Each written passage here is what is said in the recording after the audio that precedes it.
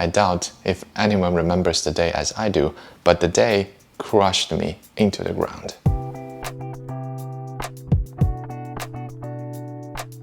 Hello people, today let's talk about this myth. How to speak like a native English speaker. How do people graduate from being good at English exams or written English to being fluent in communicating? I'll share my secrets in practicing English near the end of the video, so stick around to the end. It's almost impossible for us to be like a native English speaker. I'm just putting it out upfront. Nope, not possible. Our accent, our choice of words, our spelling, the slangs, the lack of humor in a new language. No, I'll never be like a native speaker. And that's okay. Why is it okay? Think about it. Most of the world cannot speak Chinese like we do. They're not worried. It's not their native language. Even some can speak Chinese. I doubt if they ever worry about talking like a native Chinese speaker. In another word, no one should be ashamed of speaking poorly in a new language. If anything you take away from today's video, take this: confidence. Yeah, when I speak a foreign language, I'll do my best. If I make a mistake, no big deal. Communication is about delivering a message. If your audience is engaging with you, that's all it matters. But it's just about learning anything, right? Don't repeat the same mistakes too many times. Learn and improve. Otherwise, it's just annoying to ourselves and others. To be honest, if you are in a different country and a stranger finds out you can speak their language, it's just as surprising and amazing as if American came to Shanghai to visit and he talks in Chinese back at you. That's good. Yep. Being able to use other people's language to help them understand you, that's amazing of you already. They should be thanking you for being flexible. Of course, this does not apply to the situation where you are expected to speak a certain language. Please just be aware of your environment. For example, at work, if your company is expecting everyone to communicate in French, just don't try to convert everyone to speak Korean. You get my point? Before we dive into my stories, let me share a bit of context. I was generally okay at English exams, but just like most Chinese kids, I don't have any place to practice speaking English, and I didn't have a reason to. So, first encounter. This was how I started my very first real in-person conversation in English in the US at the Chicago airport security gate, where the security officer asked me. I'll never forget this 30 seconds of my life. He simply asked, "Take out your laptop." I froze. What? Yeah, literally I said, "What?" He repeated, "Take out your laptop." I froze again. I said, "Sorry, what?" I was frankly lacking in vocabulary, and I was in shock because I didn't understand what he said. He repeated again, "Laptop." This time with his hands waving in the air, trying to draw the rectangle shape to my face. I did not get it. Someone behind me said quietly, "Your computer." I get it. The computer. Of course, take out the computer at the security check. The security officer probably has been seeing this on an hourly basis, so it was no emotion on his face when he noticed me finally getting it. I took out my computer, put it in a bin, push. I was sweating and concerned about if I did anything else wrong, that I made myself even more stupid in front of people. Even though I say it now, confidence, I was completely destroyed. I don't remember anything else at the security gate. It was just full of embarrassment. Now I look back. Part of the struggle was that I did not expect a flight transfer to require one more security check. It was the first day of my life in the US after all. I was just nervous as crazy. Man, I only know a computer is a computer. I had zero idea that a laptop is a computer. Man, the embarrassment follows me. It's still killing me now. That was me on January the 9th, 2010, about 11 years ago. The second story is about how my confidence was crushed by Bob. I had a traumatized childhood experience with English. Now looking back, I was completely destroyed multiple times at school. In my middle school, we have a foreign teacher from Australia. He gave one class to us once in a while, trying to teach a few words or host a game in English for us. if you are my generation, I'm pretty sure you have experienced this type of awkward English class.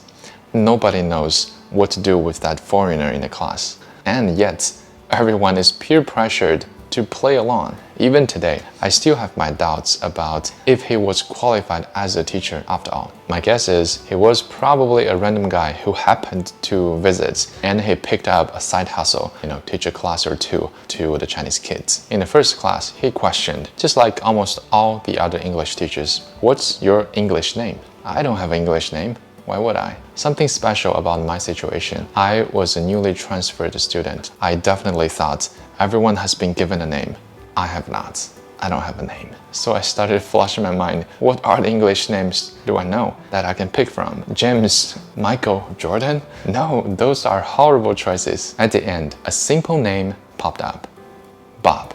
B-O-B, Bob. Years later, I learned that Bob usually stands for Robert. Sometimes Bob is used as a default short name or nickname for Robert. It kind of indicates that you know that Robert really well, so he allows you to call him Bob. But 20 years ago, I was no Bob. I didn't look like one, just no. But as a kid, I had no idea what Bob means or what Bob looks like. You also have to know something else about this day. This teacher was about 6'2", very tall, and he stood like Optimus Prime. I was already embarrassed that I was making up names, and I had an introvert personality, so naturally I leaned back and downward, pretty much buried in my chair, and I looked up. I said, "Bob." Oh man. The teacher looked confused. He said loudly, "What?" My voice turned 50% down this time. I repeated, "Bob?" The teacher went one more time. "What did you say?" And of course, I was trying to make myself clear, so I said slowly and quietly, "Bob." The teacher ended me. He said, "I don't understand." Boom! My class bursted out laughing, very awkwardly. Somehow the class started shouting at the teacher, all together saying my name, Bob, like it's funny. And the teacher finally got it. "Oh, Bob." And he added, "That's a weird name." I don't remember the rest of the 30 minutes of that class. I doubt if anyone remembers the day as I do, but the day crushed me into the ground. Obviously, my name was never Bob, ever. I hated this name.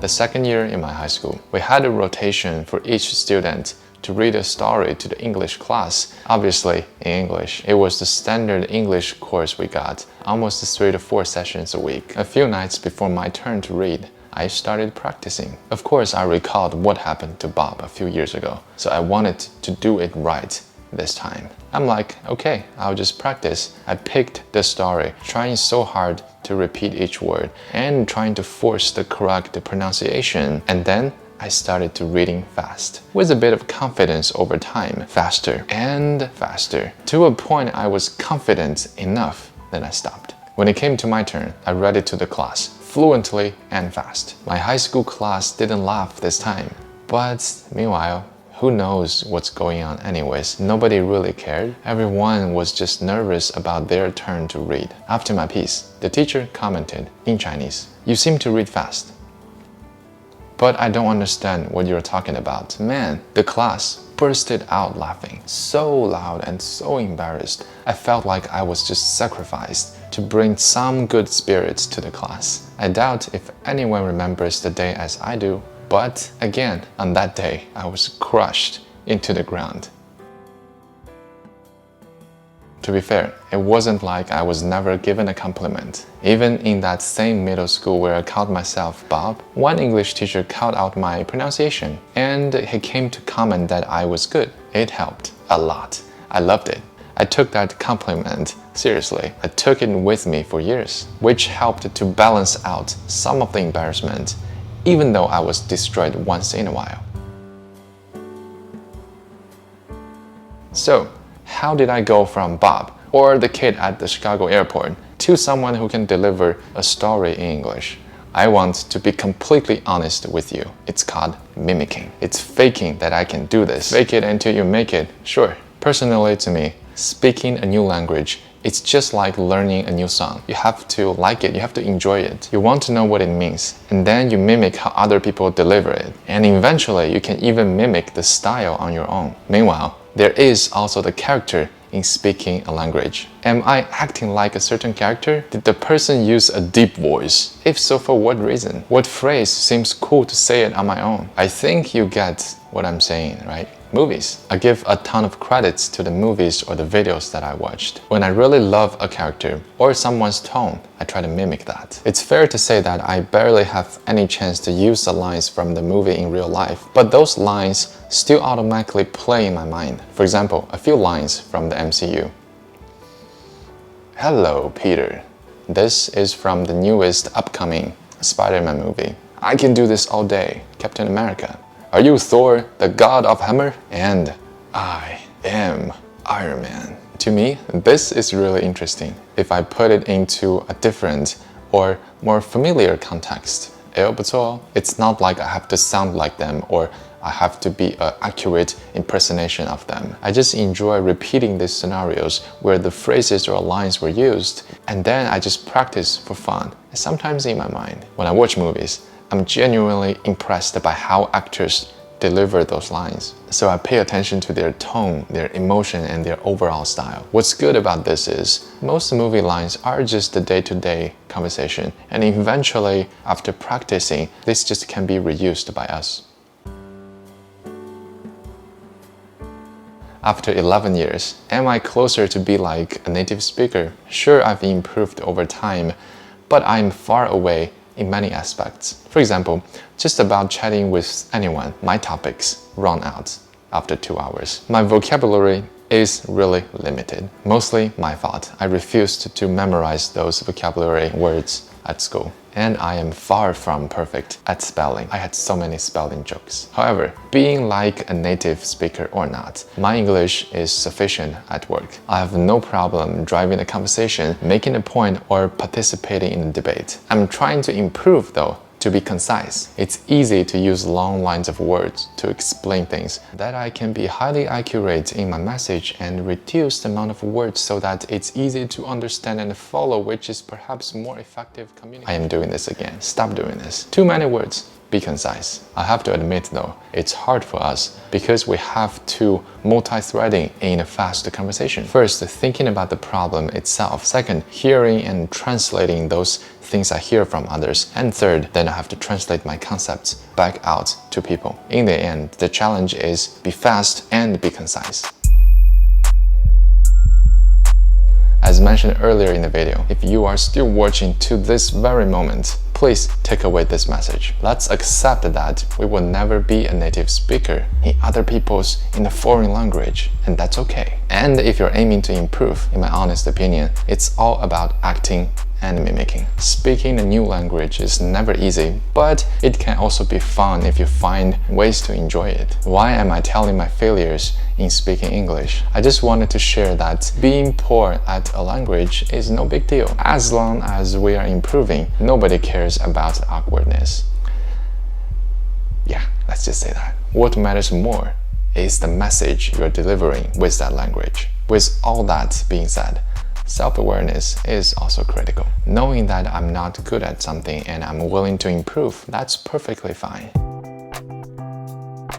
Alright, I hope you enjoyed today's stories. Question: did you ever have an awkward moment speaking a foreign language? How did you come to peace with yourself? And I'm curious, do you have other philosophies in learning a new language? Let me know down below in the comments. If you like today's video and want to see more content like this, please like, comment, share, and subscribe. I'll see you next time.